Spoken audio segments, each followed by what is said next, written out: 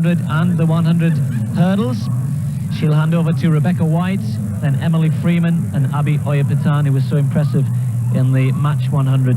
She'll go on the last leg for the university team. Then Loughborough.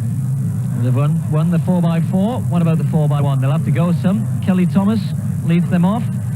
She'll hand over to Helen Roscoe, then Carleen Palmer and Melanie Perkis on the last two legs for Loughborough. Then the Welsh team in lane 4, Rachel King, the lead-off leg for them. She'll hand over to Rebecca Jones, of course better known as a high jumper. Then Danielle Selly and Anne-Hara James for them on the last leg. The Scottish team, Carolyn McKenna, will hand over to Claire Rooney. Then Susan Burnside, who ran in the 200 earlier, will go on the third leg, and Katie Sketchley on the final leg for Scotland. And then the junior team, a very talented team, but finding themselves out there in lane 6. Karen Outen will set them off.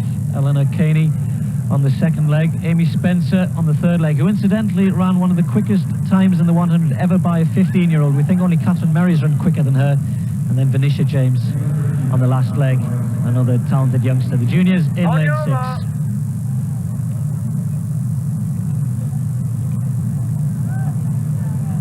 Take your pick then. Diane Allagreen will, I think she's got a pretty strong squad. A good start and a good finish for the universities team. Allagreen going off on the first leg, and Oyapatan on the final leg. And Loughborough hoping to add to their 4x4 victory here. England, though, on the inside, perhaps the favourites.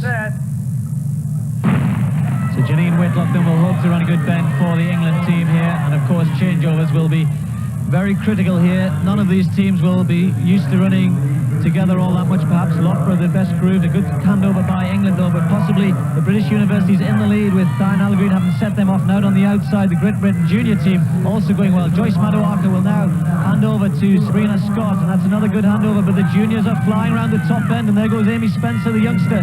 The juniors in the lead at the minute. Sabrina Scott trying to run her down, and she's got Shani Anderson on the last leg for England. They take the baton in the lead just ahead of the juniors. Venetia James with the baton for them, and also coming through the universities with Oyapatan in second place. But Shani Anderson brings home England. Universities in second place, the juniors in third. Well, there was no drama there. They got the baton round very nicely indeed. 44.66. A smile there from Shani Anderson.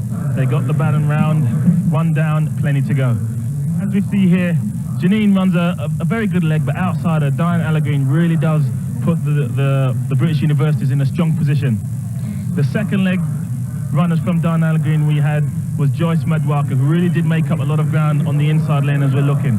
But out there in lane number 8, the GB juniors really did throw the gauntlet down. At this point, all the baton changes are very smooth, very safe, and it's all about the sprinting in between. As we see at this point in time, the British juniors have really gone out there and really put a lot of pressure on England. But Shani Anderson getting the baton on the last leg really does begin to pull away. We've got Venetia James in lane 8 trying to make the echelon a lot smaller, but in the middle we've got Oyapatan, but out there Shani Anderson, a comfortable winner and very good performance by everybody.